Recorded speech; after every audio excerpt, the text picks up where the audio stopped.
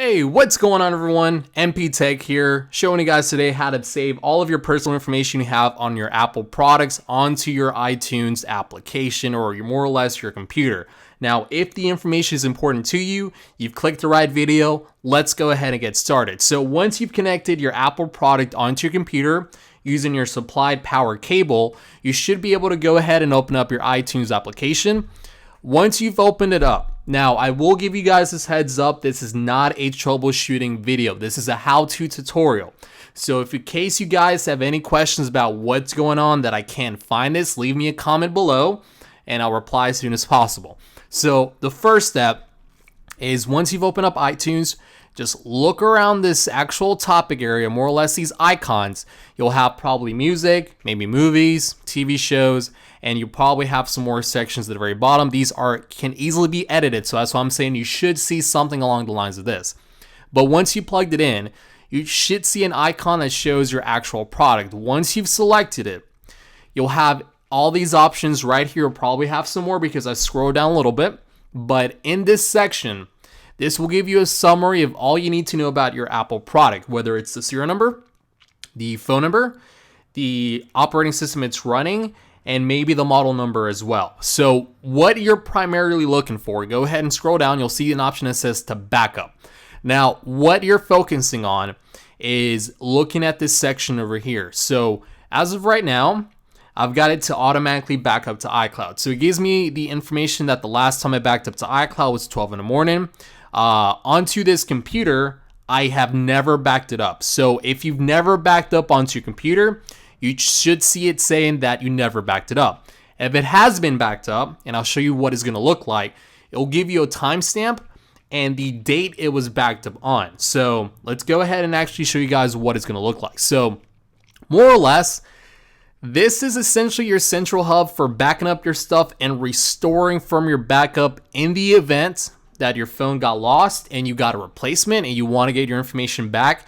It's almost like a rinse, repeat, and then kind of going forward and then going backwards, like retracing your steps more or less. So that's kind of like what we're going to show you guys today. So once you've selected, you can either do onto your iCloud or onto this computer. It doesn't really matter. So I would prefer to do it on the computer. So actually I'll do it onto iCloud. It doesn't really matter. So we'll do backup now.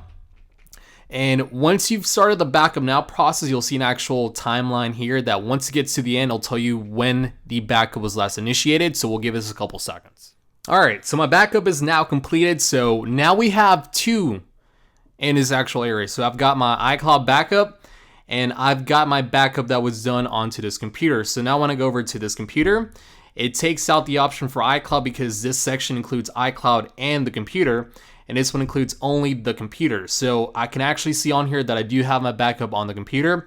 For those that are running Mac, I do know for a fact you can go into iTunes at the very top left corner, hit Preferences, and you should see an option that says Devices. Go ahead and select that one. And you'll actually have an option to see the timestamp and the device that was actually backed up. So that's another way you can kind of make sure that you've actually got the backup on your computer and not somewhere else. So to restore from the backup, in case you ever end up getting another Apple product, you got a replacement, this option was grayed out. So if you decide you want to restore from it, just hit restore backup. And it's almost like the same steps you did, you're going in reverse. The good thing about restoring from your backup though, is that once you've hit it, it kind of gives you like a little time estimate on your phone of how things are going. So this part is pretty easy. Everything else on here, encrypting your iPhone backup makes it so it's a lot more secure and you most likely get all of your passwords automatically pre-filled in. The disadvantage to this is that you would have to set up another password on top of it because you're making it a lot more secure. I would honestly expect that unless you work in a CIA and unless you are someone that is trying to be hunted down, I would honestly just worry about hitting this computer, not really worrying about this part. The important part is just make sure you hit backup now. You'll get the latest backup time frame, which was, of course, today for me at 10:39 a.m. Now, what I would recommend is backing up every so often. So what I mean by this is maybe backing up every 2 weeks or making sure you have a backup whenever something important occurs.